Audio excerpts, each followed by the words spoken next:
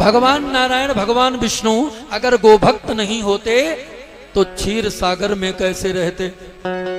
क्षीर सागर। फिर वही बात, फिर एक बात याद आ गई। आजकल अगर क्षीर सागर की बात करने लगो तो बहुत तो नास्तिक यहां तक कहने लगते हैं क्षीर सागर, क्षीर सागर, अरे कोई कपोल कल्पित होगा? कपोल कल्पित बोलते हैं। एक उदाहरण दे दूं, 1 मिनट मात्र। अगर क्षीर सागर कपोल कल्पित होता तो ये हजारों टन दूध की रोज सप्लाई हो रही है, कहां से आता है?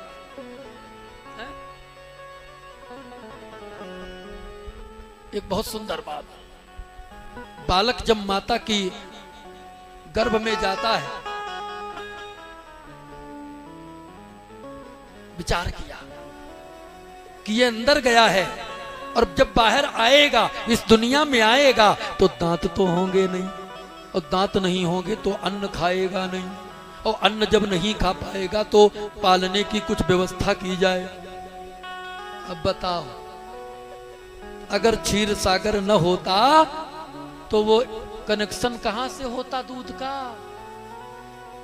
बालक हुआ, माता के स्तनों में दूध आ गया, कोई आदमी करता है ये कनेक्शन करने वाला? और जब लगा कि बालक के दांत हो गए हैं, जब लगा कि यह बालक अन्न पान खा लेगा, तो जो कनेक्शन क्षीर सागर से किया था, लगा अब जरूरत नहीं है, तो उस कनेक्शन को फिर बंद कर दिया गया। हमको लगता अगर ये भी आदमी करने लगता तब तो उनको फिर कौन मानता?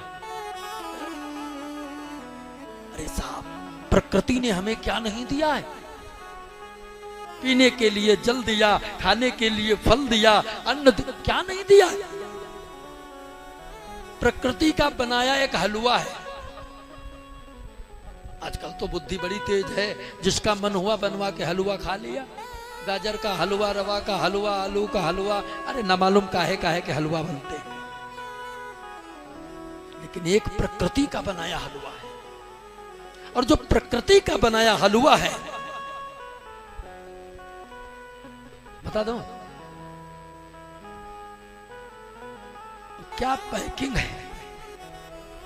उस हलवा की पैकिंग देखो कितनी गजब की है, और जितना ही घुलेगा उतना ही मीठा होगा, जितना ही घुलेगा उतना ही मीठा होगा। वो हलवा मालूम कौन है? बताओ भाई। केला। कौन है? अब बोल दो। केला। और क्या गजब की पैकिंग किया है। और ये जितना ही घुलता है उतना ही आनंद देता, मीठा होता है। ये प्रकृति का बनाया हलवा है। जब संत महात्मा जंगल में तपस्या करते थे, जंगल में वास करते थे, तो कभी इनका भी मन होता होगा कि हलवा खाऊं, हलवा खाऊं। तो ये कहां रवा पाते है? तो इनका मन हुआ और इनको केला प्राप्त हो जाता था। क्यों? क्योंकि प्रकृति का बनाया हलवा ये केला ही हलवा है। बोले गोविंद भगवान की। इस प्रकार कार्तिक शुक्ला प्रतिपदा सुरभि ब्रज अवतार भयो। कार्तिक शुक्ला प्रतिपदा सुरभि ब्रज अवतार भयो।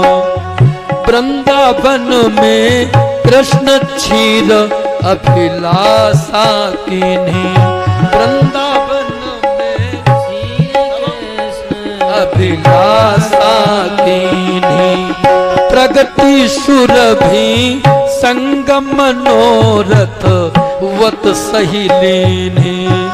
प्रगति सुरभि संग मनोरथ वत सही लीन्ही। श्री दामा ने तुहो दूध गोविंद दीनो। श्री दामा ने दूध गोविंद भांड फूटी, अरे भांड फूट गिरो, दूध दूध को सागर कीनो। भांड फूट गिरो, दूध दूध को सागर। क्षीर सिंधु महिमा अमित, गोलो कहीं श्रृंगार भयो। कार्तिक शुक्ला प्रतिपदा, सुरभि ब्रज अवतार भयो। कार्तिक शुक्ला प्रतिपदा, सुरभि ब्रज अवतार। ओ कार्तिक शुक्ला प्रतिपदा, सुरभि ब्रज अवतार। सभी लोग स्टॉप। गौ माता का अवतार होने वाला है ना। कार्तिक शुक्ला प्रतिपदा, सुरभि ब्रज अवतार लियो।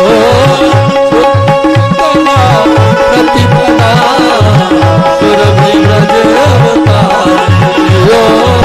कार्तिक शुक्ला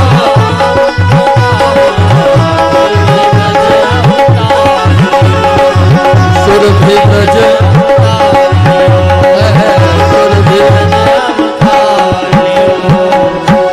सुरभि ब्रज अवतार ब्रज अवतार। कार्तिक शुक्ल प्रतिपदा, कृष्ण गो की पूजा कीन्ही। गो नवरात्रि गुप्त, गो व्रत बतलायो। देखिए, कार्तिक की प्रतिपदा से गो नवरात्र प्रारंभ होता है और फिर गोपाष्टमी। और गोपाष्टमी क्यों मनाते हैं? कल आएगी कथा। गोपाष्टमी इसलिए मनाते हैं क्योंकि उसी दिन भगवान श्री कृष्ण ने गौचारण प्रारंभ किया था और अक्षय नवमी को व्रत रहकर इसका उद्यापन किया जाता है। मेरे भी ज्यादा प्रयास करने पर कुछ लोग ऐसे समाज में हैं जो आज 3 वर्ष से पूरा गोनवरात्र व्रत रहते हैं। पूरा गोनवरात्र, और केवल व्रत नहीं, बाकायदा और कुछ नहीं, केवल पंचगव्य।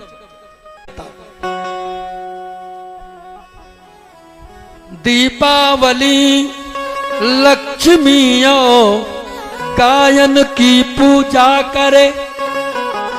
अभी जो बात बता रहे थे, लक्ष्मी जी की पूजा शाम को और गौ माता की प्रातः सुबह। उसके बाद भोर गोवर्धन गो क्रीडो सब गायो है। उसका दूसरे दिन गोवर्धन पूजा। तो दीपावली और गोवर्धन पूजा, कहीं कहीं गोधन कहा जाता है। और गोधन क्यों कहा गया? क्योंकि असली धन तो वही है, गोधन। ये भारत कृषि प्रधान देश है। हमारे यहाँ गोधन पूजा होता था इसलिए कि हम लोग गौवंश की पूजा करते थे। हमारे ऋषि मुनियों ने भी पूजा करके और समाज में लाने का काम किया है। लेकिन जैसे जैसे षड्यंत्रकारी आते रहे, अपना अपना षड्यंत्र करते रहे और हम लोग गौ सेवा से दूर होते चले गए। उनका यही एक काम रहा कि कैसे ये सब गौ सेवा से दूर हो, मकसद में कामयाब होते रहे।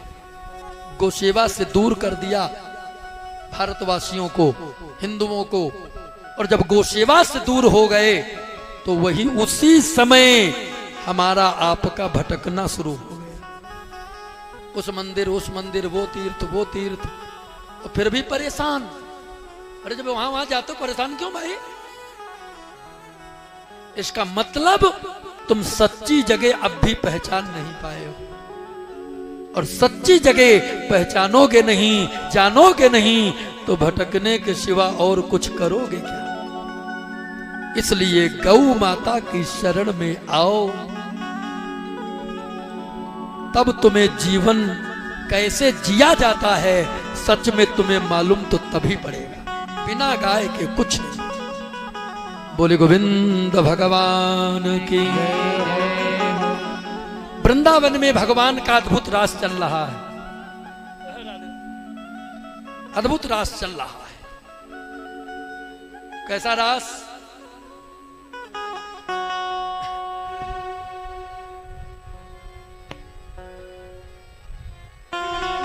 अरे सखी न बेच, गुरुदेव भगवान का बहुत ही सुंदर गीत है, गुरु जी का बड़ा प्रसिद्ध है।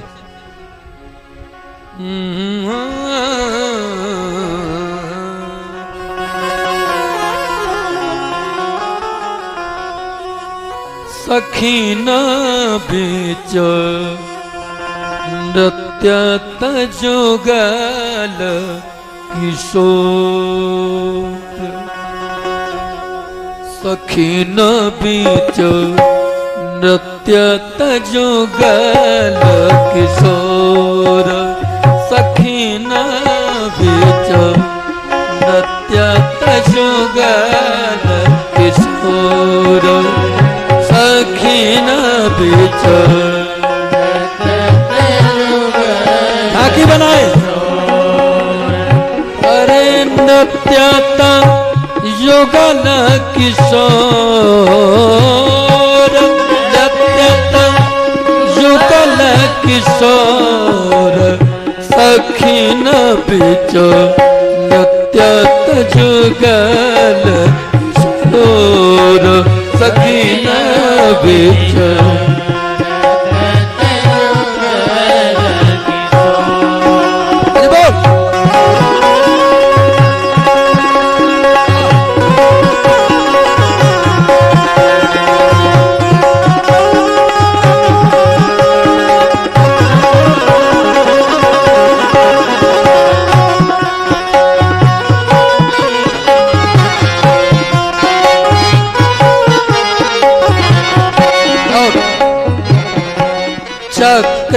चक्राकार रासमंडल रची, चक्राकार रासमंडल रची।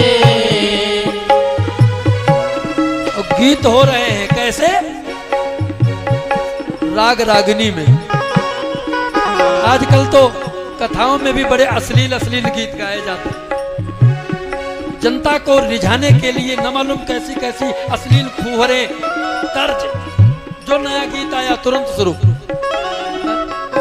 लेकिन नहीं, गाना है तो सूर कबीर की बाणी गाओ। क्या? चक्राकार रासमंडल रची, चक्राकार रासमंडल रची, राग रागिनी केश्वर भोर,